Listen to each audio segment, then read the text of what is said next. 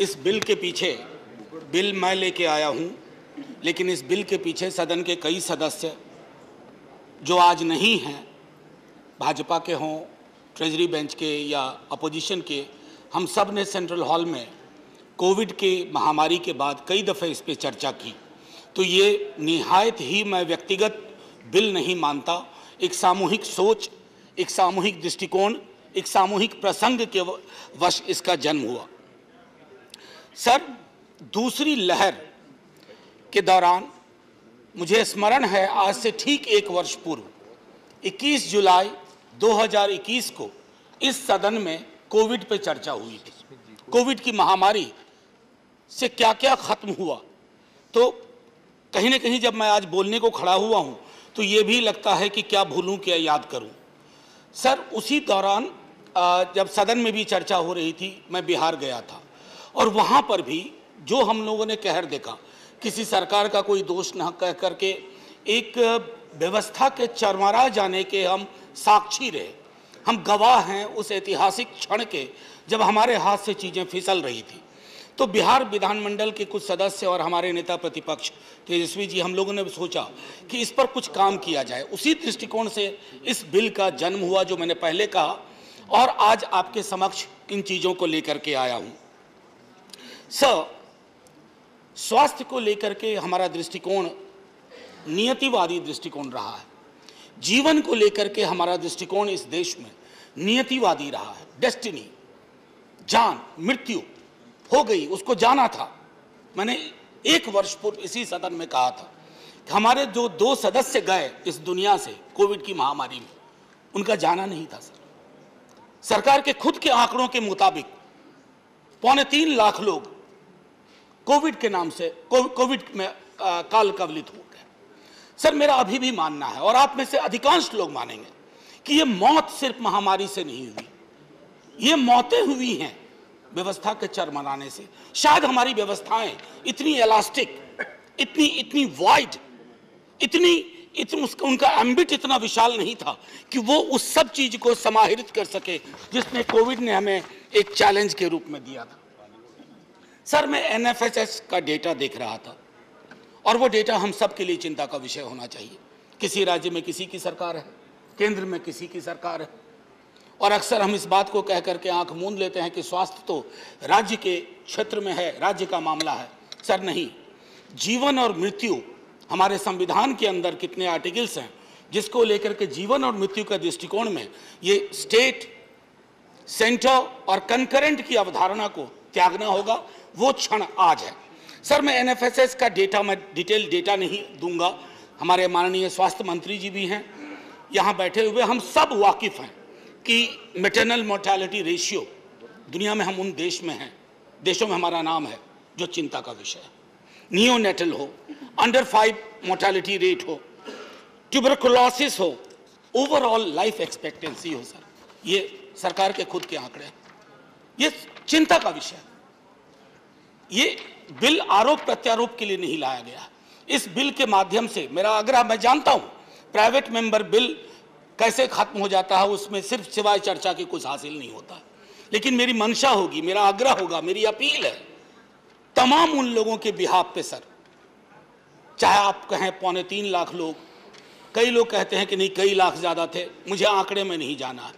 वो जो भी मौत हुई, वो जो लाशें हमने गंगा और सरयू के किनारे देखी, वो सब आज हमसे ये डिमांड कर रहे हैं कि स्वास्थ्य के अधिकार को मौलिक अधिकार में शामिल करना चाहिए। स्वास्थ्य को हम इस नियतिवादी दृष्टिकोण से निकाल करके एक डुएबल प्रोपोजिशन में तब्दील करें, और उसके लिए आवश्यक है कि आंकड़े से डरे नहीं, आंकड़ों को कन्फ्रंट करें, और कन्फ्रंट करने के पश्चात एक ऐसी नीति विकसित करें जिस नीति के तहत आगे कभी कोई महामारी आए सर, तो हम उस महामारी के समक्ष बेबस ना हो जाए, हताश और निराश ना हो जाए। क्योंकि हम सबको याद है सर, कर्फ्यू सा सन्नाटा था पूरे देश में, लेकिन बीच में चीख पुकार आती थी सर, चित्कार होती थी, कभी ऑक्सीजन के लिए, कभी हॉस्पिटल बेड के लिए। उसके पीछे सिर्फ एक कारण था कि हमने कल्पना नहीं की थी, हमारी संकल्पना में, हमारे इमेजिनेशन में, हमारे पॉलिटिकल इमेजिनेशन में स्वास्थ्य को लेकर के जो गांभीर्य होना चाहिए उसका अभाव रहा। मैं सिर्फ बीते 8 वर्ष की बात नहीं कर रहा हूं, कई वर्षों की गणना होगी, जो गांधीर्य के अभाव की जब गणना होगी, लेकिन वक्त अब है कि हम उसको दुरुस्त करने की कोशिश करें। सर, कल ही इस हाउस में एक बिल पास हुआ, नहीं चर्चा हो रही है, पास नहीं हुआ अभी, वेपन्स ऑफ मास डिस्ट्रक्शन। मैंने कल भी कहा था कि वो एक इंटरनेशनल कमिटमेंट की वजह से उस बिल को गंभीरतापूर्वक लिया गया और उसको पास करने की कोशिश की गई। लेकिन सर, हमारा कमिटमेंट कई चीजों के लिए है। मैं आपका ध्यान आकृष्ट करना चाहता हूं article 12 international covenant on economic, social and cultural rights, उसके सारे सब क्लॉजेस तमाम सिग्नेटरी देशों पर एक तरह से मैंडेटरी करते हैं कि आप अपने यहाँ की व्यवस्थाएं दुरुस्त करिए और एलिबाई मत ढूंढिए, कारण मत ढूंढिए कि इस वजह से ये दिक्कत है। मैं समझता हूं कि महामारी के दौरान भी हमने देखा कि पॉलिटिकल विल का अभाव रहा। सर, जो सरकार या सरकारें करोड़ों रुपए के इश्तेहार दे सकती हैं, क्या वो ये कह सकती हैं कि हमारे पास संसाधन नहीं है? करोड़ों का इश्तेहार का पैसा कहां से आ रहा है? अगर उन करोड़ों के इश्तेहार के पैसे को हम अगर उसको डाइवर्ट करें इस तरह की चीजों में, तो मुझको लगता है कि परिणाम बेहतर आएगा और हम कुछ बेहतर कर पाएंगे। माननीय उपसभापति महोदय अक्सर कहते हैं, जब हम डेमोग्राफी की बात करते हैं तो कहते हैं human beings as wealth.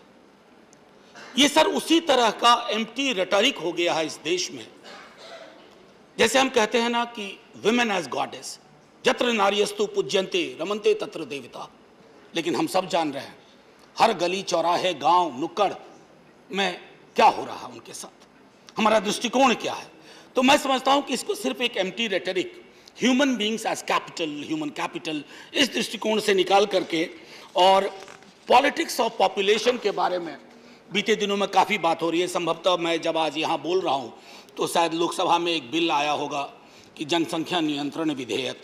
Sir, politics of population से निकल करके पॉलिटिक्स ऑफ लाइफ होनी चाहिए। How to ensure that, how to protect, how to make sure that nobody says goodbye to this world because the world did not have enough to make sure that he or she lives the kind of life he or she was expected to. मैंने पिछली बार भी कहा था, सदन को स्मरण कराना चाहता हूं, हमारे एक साथी वहां थे, एक साथी यहां थे, राजीव सातव, उनकी वैकेंट सीट्स पे आई हैं रजनी जी साहब। सर, राजीव सातव मैंने उस दिन भी कहा, और वहां हमारे साथी जो उड़ीसा से, सर ये कोविड से नहीं गए, हमारी व्यवस्थाओं की चूक की वजह से गए। और ये लाखों लोग जो इस देश में काल कवलित हुए, जिनकी मौत हुई, उसके लिए जिम्मेवार हमारी व्यवस्था है। और व्यवस्था कौन बना रहा? हम बना रहे हैं ना व्यवस्थाएं। इस पर गौर करने के लिए, इसलिए माननीय मंत्री महोदय, मैं ये बिल लेके आया। मैं जानता हूं ये बिल यहां नहीं पास होगा, लेकिन आपकी दृष्टि रहेगी, आपकी नजर होगी तो ये सरकार, सर प्राइवेट मेंबर बिल का इतिहास मैंने पूरा पढ़ लिया है सर। हाँ, एक्सेप्ट करेंगे। और नहीं, झा साहब आप बोल। सर, मैं सिर्फ ये कहना चाहता हूं कि कोई पॉलिटिकल पार्टी हो, इससे बड़ा कमिटमेंट आपका नहीं हो सकता। लोग सरकार क्यों चुनते हैं सर? सरकार लोग चुनते हैं आसमानी बातों के लिए नहीं चुनते हैं। चाहे आप चुने गए या कभी ये चुने गए या कभी आप चुने ना जाएं, ये चुने जाएं, ये जो भी होगा ये तय है कि आसमानी मुद्दों के लिए आपका चयन नहीं होता है। आप सरकारें चुनी जाती हैं जो मौलिक चीजें हैं। क्या मौलिक हो सकता है जीवन से बेहतर और जीवन से उच्चतर, उसकी ओर मैं समझता हूं कि ध्यान आकृष्ट करना बहुत ही आवश्यक है। सर, कई लोगों ने समय समय पर आगाह भी किया है सरकार को, पेंडेमिक के पहले, पेंडेमिक के बाद और पेंडेमिक के दौरान।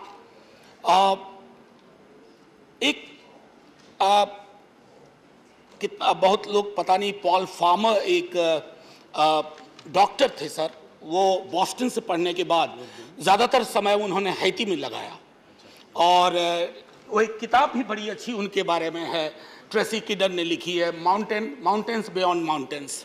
हमें उस तरह की व्यवस्थाओं की ज़रूरत है। और मुझे स्मरण है कि पेंडेमिक के दौरान हमारे एक मित्र भी हैं, काफ़ी गंभीरतापूर्वक उन्होंने राइट टू हेल्थ के दृष्टिकोण से एम्स में प्रोफेसर हैं प्रोफेसर शाह आलम, उन्होंने भी लगातार सरकार से आग्रह किया कि पब्लिक हेल्थ को लेकर के जो हमारा नज़रिया होना चाहिए, क्योंकि कोविड के एक मेमोरियल की ज़रूरत हमारे इस देश को है। जैसे है ना होलोकास्ट मेमोरियल, उसी तरह से कोविड मेमोरियल, जो कि हमें रिमाइंड करेगा कि हमसे कहाँ चूक हुई, हमारी चूक और व्यवस्था की वजह से कैसे जाने गई, क्योंकि एक स्मृति लोप सा हो गया है। सर, मैं ये इसलिए कह रहा हूं कि मुझे स्मरण है पिछले वर्ष जब हम इसी सदन में चर्चा कर रहे थे तो सबकी आंखें लगभग भरी हुई थी, लोगों ने अपने निकट के लोग खोए थे। सर, 1 साल नहीं बीता, हमें लगता है वो पुराने जमाने की बात थी, हम उससे बहुत आगे निकल करके आ गए। ये जो स्मृति लोप का क्षण है, ये नहीं होना चाहिए। मेरा एक आग्रह होगा कि इससे पहले कि मैं थोड़ा और 2-4 बिंदु आपके समक्ष रखूं। सर, आज आने से पूर्व मैंने सोचा कि थोड़ा इस पर शोध करूं। माननीय मंत्री जी, मुझे आपकी पूरी तवज्जो चाहिए, गंभीरता चाहिए, क्योंकि बहुत ही आप ही करेंगे तो कुछ निकल करके आएगा फाइनली। स्वास्थ्य को मौलिक अधिकार के लीडर ऑफ द हाउस आग्रह कर रहे हैं सदस्य कि आप उनकी बात सुने प्लीज। बात सुनिए ना सुनिए, सुनते हुए दिखिए बस। एनीवे सर, मैं कॉन्स्टिट्यूएंट असेंबली में देख रहा था 2 सितंबर 1949 को इस विषय पर 2 सितंबर 1949 को इस विषय पर बेहद चर्चा हुई थी और हमारे एक महत्वपूर्ण सदस्य थे HV कामत, हरिविष्णु कामत, उन्होंने इंटरवेंशन किया था और शुरुआत की थी शरीर माध्यम खलु धर्म साधनम, शरीर माध्यम खलु धर्म साधनम, यानी कि स्वास्थ्य ही वो सीढ़ी है जिससे जीवन की उच्चतम श्रेणी तक आप पहुंच सकते हैं। और उन्होंने इस बात को रखा था कि जो राज्य और केंद्र का मामला होता है, उन्होंने कहा सुनिए, रेत पे अगर इमारत बनाने की कोशिश करेंगे तो मुश्किल होगी। तो रेत से उनका आशय क्या था कि राज्यों के पास संसाधन कम है, केंद्र को चाहिए कि इन मसलों में अगर अधिसंरचना बनाने की आवश्यकता है तो केंद्र को प्रोएक्टिव रोल लेना होगा। ये बात 2 सितंबर 1949 को हरिविष्णु कामत ने कही थी। मैं सिर्फ इतना कह रहा हूं कि दोहरा रहा हूं, और अगर अच्छा लगे तो माननीय मंत्री महोदय इस पर गौर करेंगे। सर, मैंने पहले कहा यह सिर्फ एक लीगल इश्यू नहीं है जो मैं यहां रख रहा हूं, it's a moral issue sir. Moral issue because when an ordinary voter goes down to put the EVM button, he or she simply doesn't look at the candidates or the political parties. He or she looks at the possibility of widest possible imagination from the person he or she is voting. उसका तात्पर्य क्या है sir? उसका तात्पर्य ये है कि मुझे स्वास्थ्य, रोजगार जैसी चीजों को लेकर के मुझे बेगिंग बोल की लेकर के ना खड़ा होना पड़े। सर, हाल के दिनों में बड़ी चर्चा होती है, मैंने इसी सदन में कहा था, कई दफा लगता है कि कई सारी चीजें रिपीट करनी पड़ती हैं। फ्रीबीज, मुफ्तखोरी, मुफ्त का ये राशन, मुफ्त की दवाई। सर, मैंने कहा था प्लीज, ये आदमी को डिमीन कर रहा है आपके नागरिकों को। आप वेलफेयर स्टेट हैं अब तक, थैंकफुली, और चूंकि वेलफेयर स्टेट हैं तो इसमें ये मुफ्त शब्द का इस्तेमाल बंद होना चाहिए। अब तक है। मुफ्त शब्द के इस्तेमाल से ना आप बेटास एक मिनट, मुफ्त शब्द के इस्तेमाल से आप एक बड़ी आबादी को डिनाइग्रेट करते हैं, अपमान होता है उनका, और उनके नागरिकों के अपमान का अधिकार हम में से किसी को नहीं है। अरे आप देते क्या हैं? अनाज, एक वैक्सीन, ये आपकी रेस्पॉन्सिबिलिटी है। अपनी रेस्पॉन्सिबिलिटी को खैरात में तब्दील मत करिए। उत्तरदायित्व और खैरात में बहुत फर्क है। और मैं देख रहा हूं कि अधिकांश राज्य सरकारें भी इसी मॉडल को अपनाने लगी। उनको लगता है ये सबसे बढ़िया मॉडल है। करोड़ों के इश्तेहार छपवाओ लंबे लंबे, और ये बताओ कि आपको हम मुफ्त में ये दे रहे हैं, मुफ्त में वो दे रहे हैं, मुफ्त में वो दे रहे हैं। नहीं साहब, आप मुफ्त में कुछ नहीं दे रहे। एक एक चीज के लिए उस व्यक्ति ने, नागरिक समूह ने पैसे दिए हैं। आज जो हम अट्टालिका खड़ी कर रहे हैं ना सामने, सेंट्रल विस्टा, वो भी उसी गरीब के पैसे, गरीब का भी पैसा उसमें, उससे तो ये दृष्टिकोण बदलने की भी सर आवश्यकता है। मैं सदन में पहले भी कह चुका हूं, हाथ जोड़ के विनती करता हूं, ये मुफ्त शब्द free, this should be done away with, it should be jettisoned, इसको उड़ा करके फेंक दिया जाए। यह शब्दावली हमारे लोकतंत्र को, उसकी गरिमा को, उसके चरित्र को शर्मसार करती है। Unparliament no sir, we'll examine it, let us see. Sir, We'll see. Sir We'll see. मैं सिर्फ इतना कहना, We will examine it, I have told you. Sir जीने का अधिकार, राइट, मैं के दृष्टिकोण से कहूं, यह पहला शुक्रवार है जब से मैं इस सदन में आया हूं, इतनी बड़ी संख्या में सदस्य। मेरा सबसे आग्रह होगा कि ऐसा ही माहौल रखें। जी सर, ऐसा ही माहौल रहना चाहिए सर, क्योंकि बाकी चीजें अपनी जगह, अगर लोकतंत्र को जिंदा रखना है ना, तो इतनी संवेदना सबके अंदर होनी चाहिए, अन्यथा लोकतंत्र के नाम पे इमारत बचेगी या संग्रहालय में चला जाएगा लोकतंत्र। एनीवे सर, मैं दूसरी चीज कह रहा था कि जीने का अधिकार की जब हम बात करते हैं, right to life, and which is a fundamental right, how do we address that right to life issue unless we have the corresponding rights available? And what are those corresponding rights? Right to health. उसके बगैर कैसे ensure करेंगे? और ये ऐसा नहीं है मैं कह रहा हूं, there are judicial pronouncements, clear cut, unambiguous pronouncements and observations that right to health should be integrated with right to life if you wish to achieve the completeness of the wholesome nature of right to life. इतनी सी बात समझने में हमें पता नहीं क्यों विलंब होता जा रहा है। सर, एक लैटिन उक्ति है, उबी जस Remedium, wherever there is a right there should be a corresponding remedy, and if there is a breach there should be corresponding action. अगर इस नजरिए से हमने अपने स्वास्थ्य की चीजों को देखा होता, आज ही सर हमारे सीनियर रामगोपाल जी यहां बैठे हुए हैं, आज माननीय मंत्री जी से बात कर रहे थे एक केस के बारे में, दिल्ली के एक अस्पताल ने आयुष्मान भारत वगैरह वो कार्ड नहीं लिया, 50 लाख का बिल बनाया। Sir, correct me if I am wrong sir, Ramgopal ji sir, 50 lakh. I know my friends, they recovered from COVID, died of the shock of the long, huge bills.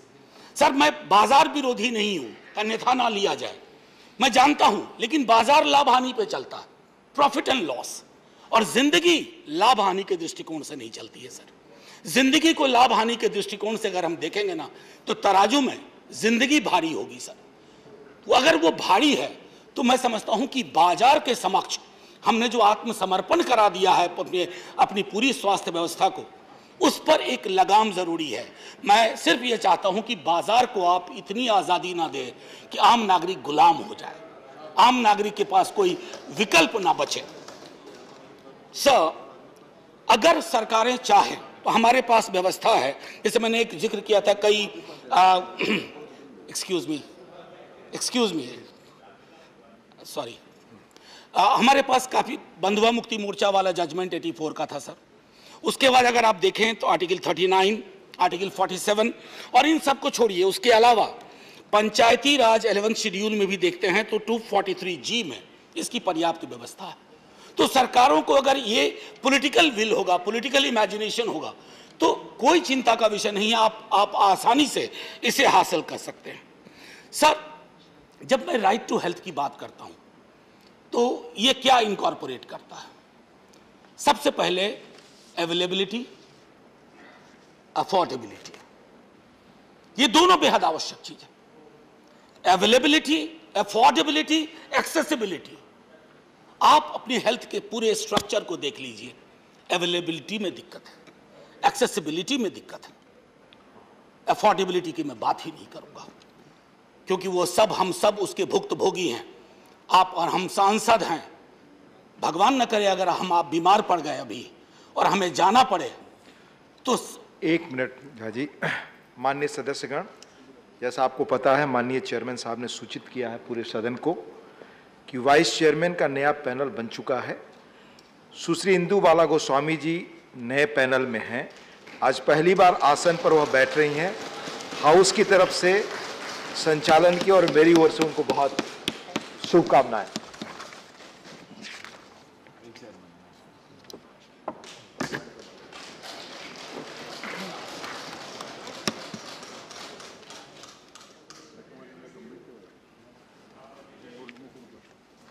Please continue. Yeah. Thank you, Ma'am Vice Chairperson.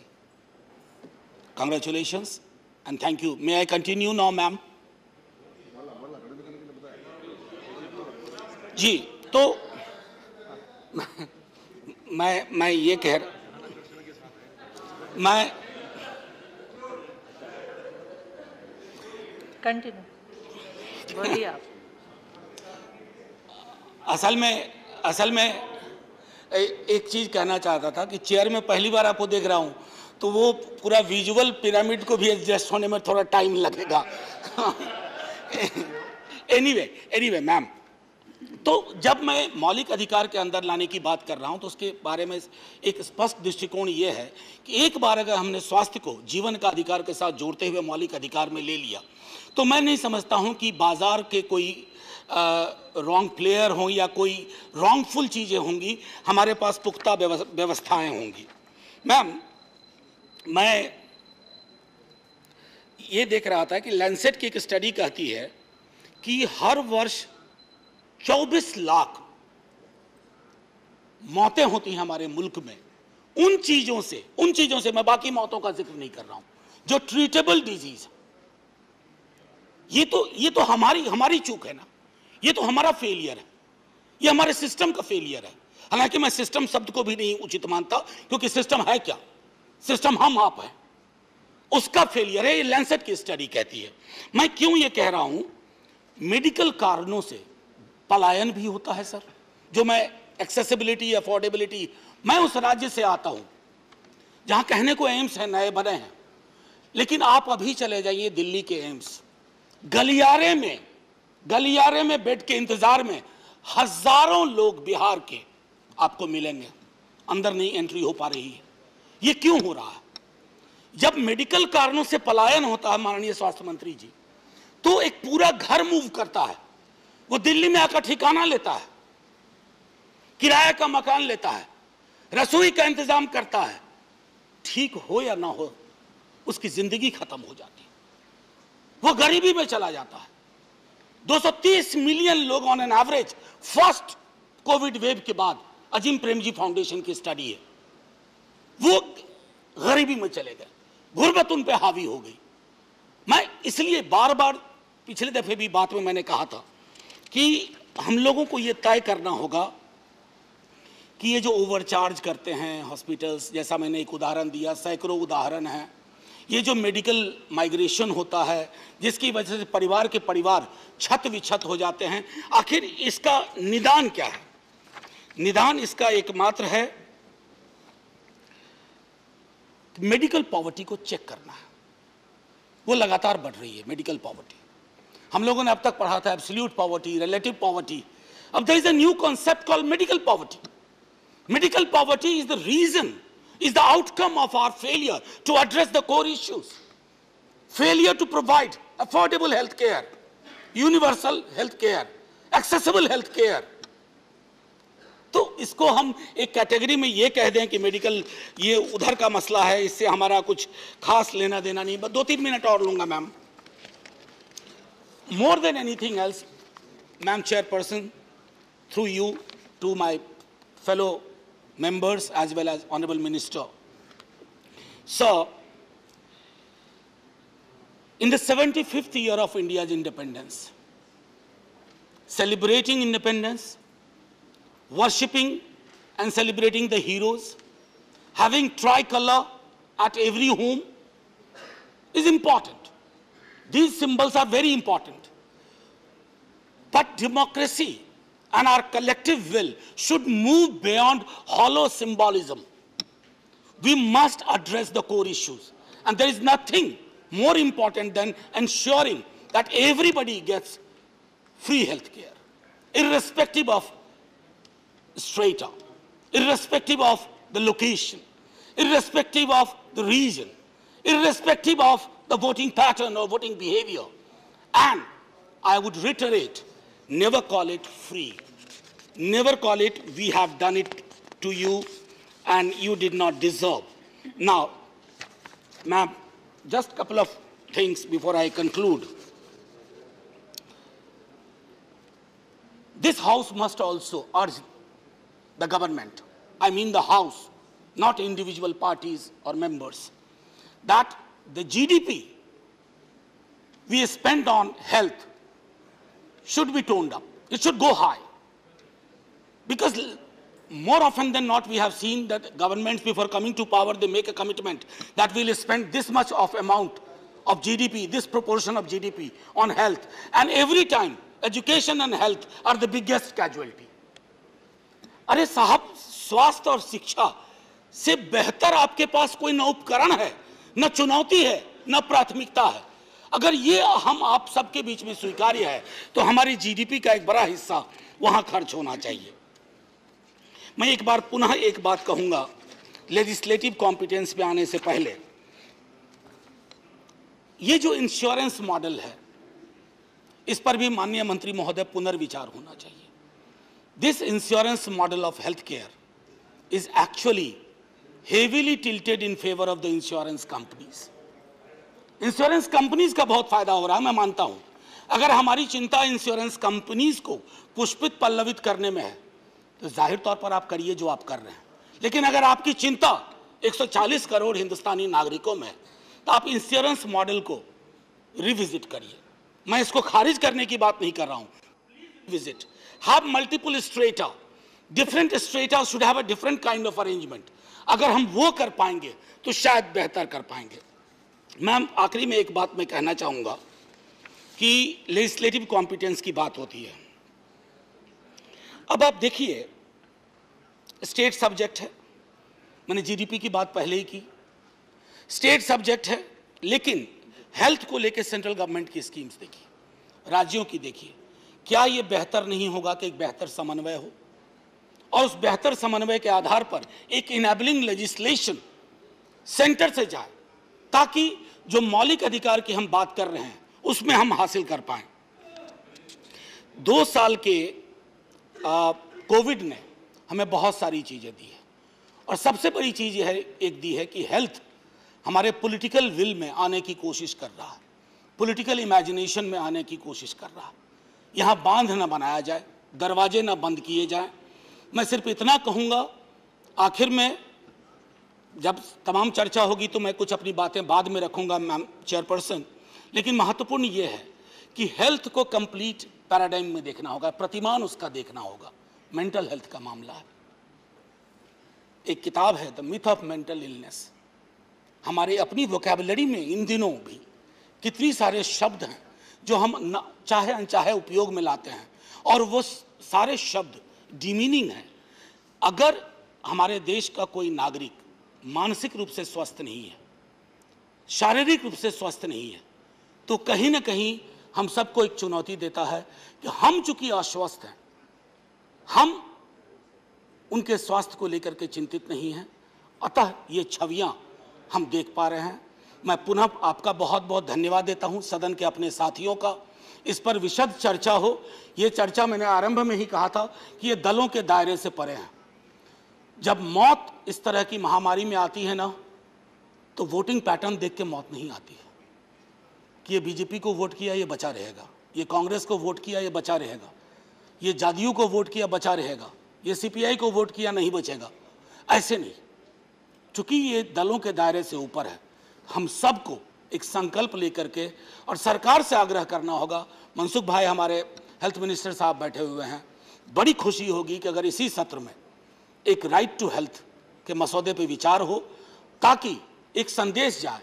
वो जो लाखों लोग दुनिया से गए हैं ना, उनको श्रद्धांजलि अभी ढंग से नहीं मिली है। पहली बात तो हमने उनकी मौतों को माना ही नहीं कि कोविड से मरे हैं, और अब अगर मान भी लिया कहीं तो श्रद्धांजलि सभा नहीं हुई। ये सदन एक श्रद्धांजलि सभा भी है आज उन मौतों का, और उन मौतों को, मरे हुए व्यक्तियों को एक गारंटी है सदन की ओर से। हम बहुत जल्द वो व्यवस्था बहाल करेंगे कि आपकी श्रेणी में इस तरह की मौतें फिर ना हो। जय हिंद मैम, जय हिंद सर।